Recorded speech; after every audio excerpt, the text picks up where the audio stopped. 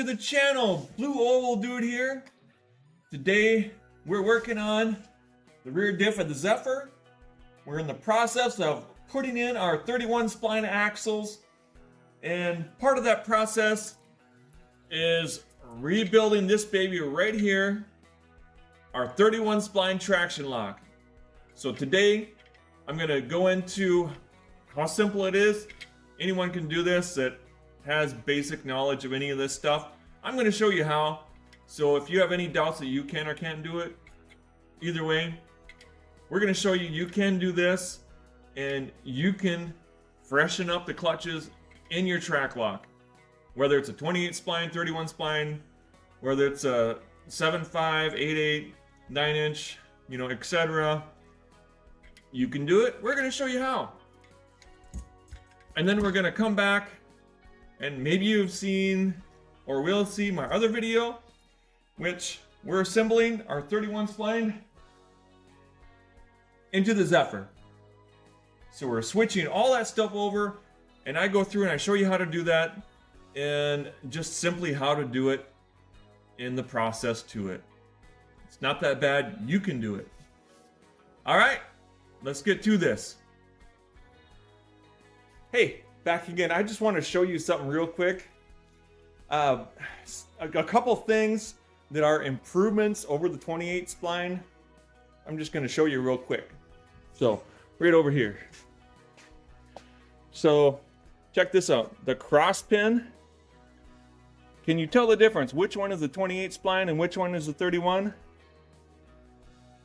Yeah, there's a lot of difference in that. Can you see that? Here, let me, one sec. There we go. There, how's that? Look at the size difference between that 28 and 31 spline cross pin. It's a lot. I did not realize there was a big difference in that cross pin. So that's another area of added strength that we're adding to it. And here's the axles. Can you tell which one is 28 and which one is 31? Yeah, no comparison, is there? Look at this. That thing looks spindly compared to that bad boy. All right, keep plugging away. All right, guys, so your assembled unit, once you take it out, is gonna look something like this. This one I've already had apart. I've cleaned it up. I've gotten it ready to be reassembled, but I just simply put a few pieces back together to show you how it comes apart. Now, when you took it apart, you've already had your cross pin out of here, so that will no longer be in there. So this is, and your ring gear is going to be on here. I have not switched that yet, but it's the only thing that's going to be different. So on each side of your limited slip is going to sit some side gears like this, and your clutches and your clutch plate, your shim, whatever you want to call it, I guess. So they're going to go your plate, your clutch, plate, clutch, plate, clutch. It's going to be 3 clutches on each side, and there's a spot where there's 2 shims, and it's going to end in a shim. And if you're not sure, I'm sure you could look online or something like that. So there'll be one on this side and one on this side, and then you've got your smaller gears that sit up in here. So that's the gist of it.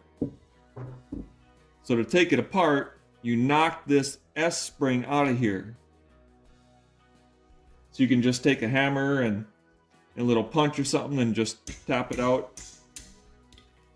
Right now, it's pretty loose because I don't have the clutches in it. This thing goes in, it's not fun to get in, I'll tell you that. When it's all clutched up and set. But anyway, you tap that out, and that'll be your S-spring. Take that out, and then you'll have to turn these. This turns easy because I don't got clutches in it yet. But you'll have to turn that, and then you'll see your small side gears come out. and then you'll be able to pop the large side gears out of it, one side and then the other, and it'll be that, well, I shouldn't say it'll be that simple, but that's the basics to it. Now I'm going to repack this thing, put my, I've had my clutches soaking for a few days in gear oil. You need to do that before you put them in. Don't just stick them in. And now that I've had them soaking, I can now assemble this, and I'm going to show you how to put it back together, which is a little more of a pain, but we're going to get this baby put back together. Like it or not, it's going together. Okay. Moving on. I'll come back when I get this stuff ready for you. All right. So I have gone ahead and gotten the clutch packs assembled on the side gears. I've got brand new thrust washers on here that I've lubricated. I've got all this stuff kind of lubed up somewhat. And so we're just going to show you how to put this together. Just in a, I guess generally anyway. And I'm going to end up shimming this a little tighter than it is because it's looser than I like. But you'll get the gist of it. So you have an idea of how this goes back together. So now that my clutch pack is reassembled, and I have a Ford Racing clutch pack with the carbon fiber clutch discs. The same one that came in the 0304 Mustang Cobra. So this side gear is going to fit all the way down in. There's some grooves here on each side where the tabs of the clutches go in. And you pop that into place. And then you can take your other side gear and also line that up with those tabs.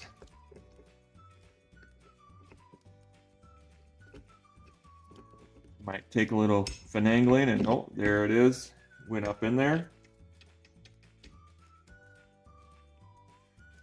And then you're going to want to keep pressure on that to keep them tight. And you're going to want to, you have to set these in here, one on one side.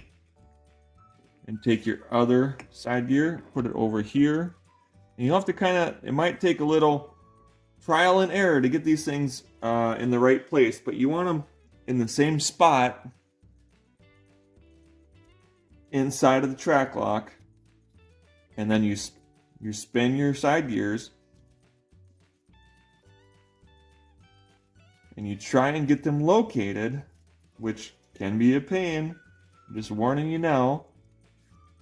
Trial and error, you'll get it.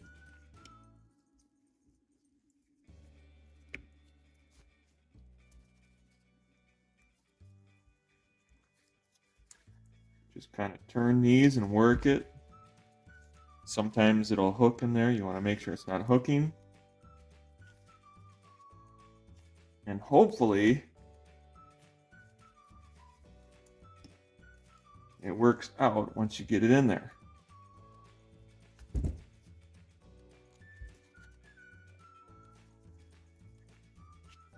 Like I said, it can be a pain, so don't get too frustrated. If at first you don't succeed, take it back apart, try again. It looks like I'm off right now because this one is not hardly even close, and I spin it over here and I'm not that far away from that cross pin fitting in there, so ain't no way I'm in the right spot.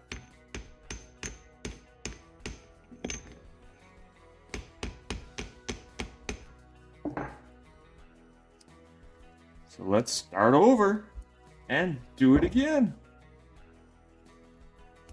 Spin it out. Get it centered. It's not centered. Pretty centered there.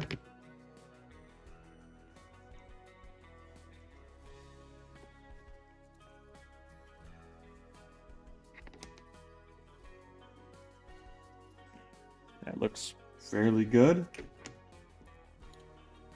Oh. Maybe this time. Maybe.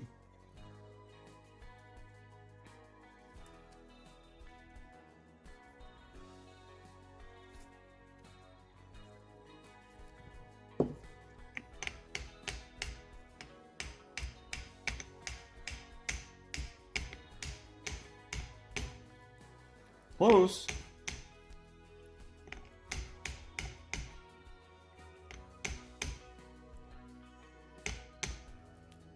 There we go. And after a little trial and error, you should be able to put your cross pin, make sure it fits in there.